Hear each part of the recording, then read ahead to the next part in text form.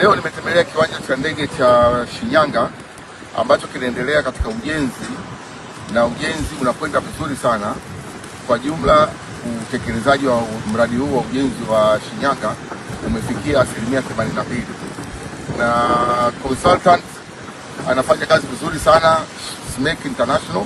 katika kuhakikisha kwamba kazi inakwenda kwa wakati na kwenye viwango vinavyotakiwa, na ujenzi wa jengo la abiria umefikia 72% na tunaendelea kwa kasi sana, na nimekuta kazi nyingi zinaendelea ikiwamo kuweka mifumo ya umeme pamoja na kuweka mifumo mingine ya kumalizia jengo. Jengo hili litakuwa na uwezo wa kuchukua abiria 120,000 kwa mwaka,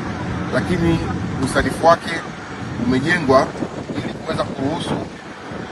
kulipanua wakati mahitaji yatakapokuwa yanahitajika wakati huo. Kwa hiyo nachukua fursa hii kumwelekeza regional manager wa mkoa wa Shinyanga aendelee kufuatilia ujenzi huu, kwa sababu tuna maelekezo ya Mheshimiwa Waziri Mkuu kwamba tukamilishe huu mradi kama vile inavyotakiwa, na tuweze kuruhusu sasa ndege zianze kufanya safari zake. Kwa hiyo sasa hivi miradi mingi ya viwanja vya ndege nchini inakwenda vizuri, na tutahakikisha kwamba mikoa ile yenye miradi hii inakamilika, hii miradi ikamilike kwa wakati kusudi tutoe huduma kwa wananchi kutoka kwenye usafiri wa anga.